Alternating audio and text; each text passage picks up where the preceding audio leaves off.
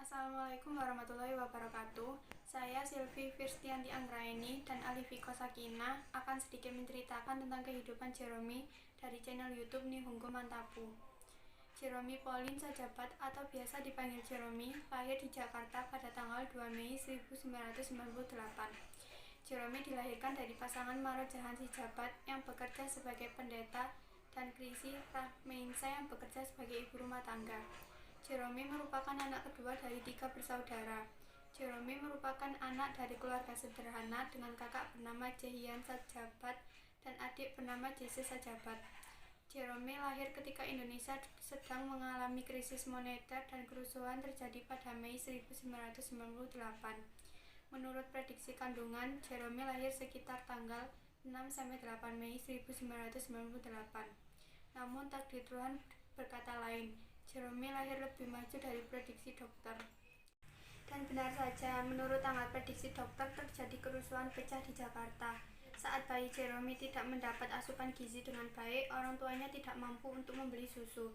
Jangankan membeli susu, untuk kebutuhan sehari-hari saja sangat sulit. Ditambah adanya penjahat di sejumlah titik di Jakarta sehingga bahan pokok di Jakarta sangat sulit untuk didapat dan harganya merangkak naik. Di tahun 2004, Jeremy dan keluarganya pindah ke Surabaya. Kala itu ia berusia 6 tahun dan akan masuk sekolah dasar. Kedua orang tua Jeremy sempat kesulitan mencari sekolah dengan biaya terjangkau. Sampai akhirnya ia dan sang kakak mendapat bantuan beasiswa dari IPH School Surabaya yang dapat dikategorikan sebagai sekolah swasta nasional plus dengan bayaran mahal. Di sekolah ini, teman-teman Jeremy mayoritas merupakan anak-anak dengan ekonomi yang besar di kota Surabaya. Disinilah cita-cita Jeremy bermulai.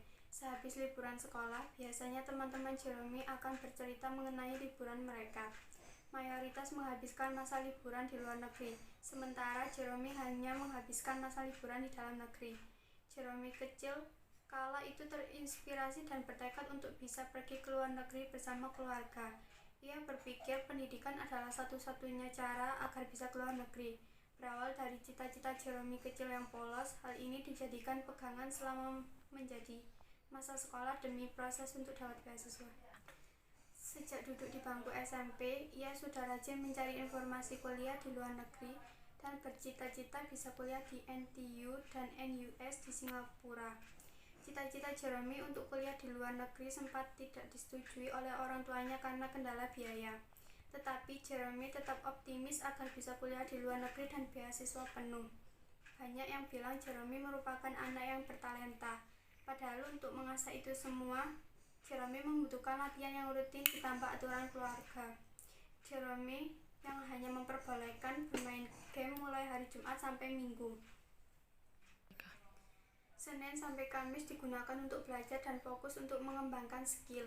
Ketika SMP, Jeremy lebih banyak menghabiskan waktu dengan berolahraga seperti sepak bola, basket, pingpong, bahkan Jeremy juga mengasah skill bermain musiknya seperti piano, drum, dan gitar. Kemudian saat SMA, Jeremy mengikuti ekskul paduan suara dan mulai serius menyusun strategi agar dirinya bisa kuliah di luar negeri. Ia mendapat masukan dari gurunya untuk mulai terjun ke dunia olimpiade. Banyak hal-hal yang dikorbankan Jeremy saat fokus di dunia olimpiade. Jeremy jarang menghabiskan waktu dengan nongkrong bersama teman-teman. Ia lebih banyak menghabiskan waktu untuk latihan soal-soal matematika. Di awal Jeremy terjun ke dunia olimpiade, ia sering gagal dan tidak lolos ke final.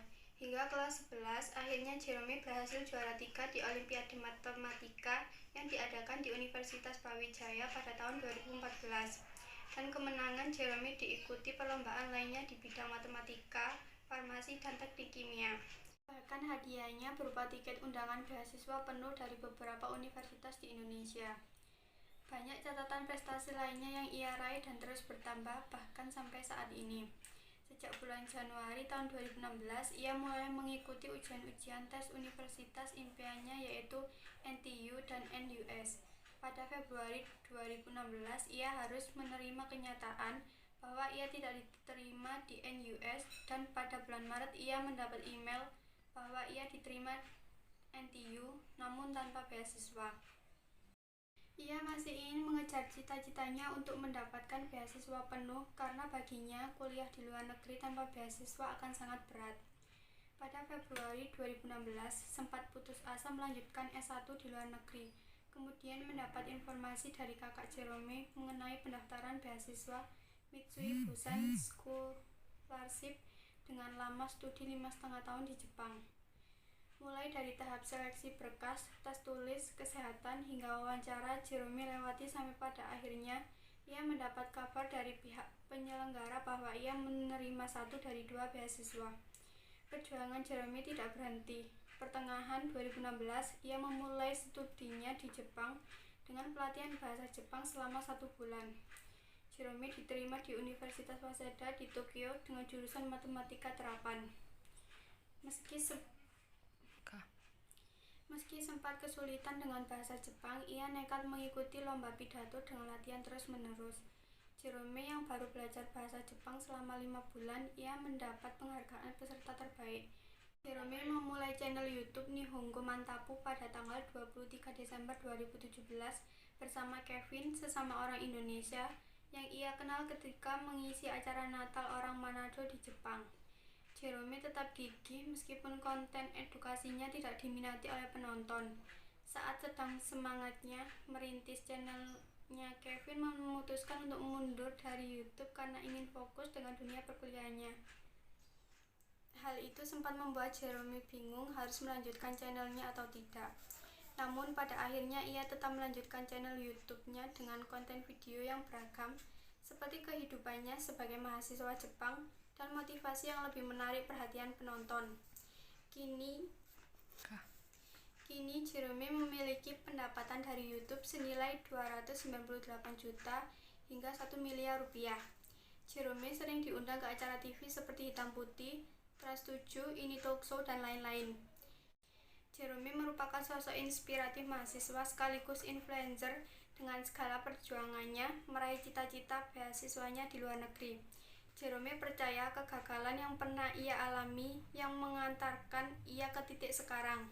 Seperti yang pernah dikutip Jerome di bukunya, memang ada banyak jalan menuju Roma, namun tak selalu Roma yang kita inginkan adalah yang terbaik. Mungkin ada Roma yang lain yang sudah disiapkan Tuhan untuk kita. Teladan yang dapat kita ambil dari kehidupan Jerome adalah Jerome bersungguh-sungguh dalam mencari cara agar tercapai cita-citanya. Jerome juga tekun dan tidak gampang mengeluh. Dia mudah beradaptasi dengan lingkungan baru dan dia dapat menyesuaikan diri dengan orang Jepang. Jerome juga percaya diri dan menghargai orang lain. Sekian singkat cerita dari kehidupan Jerome, kita akhiri. Wassalamualaikum warahmatullahi wabarakatuh.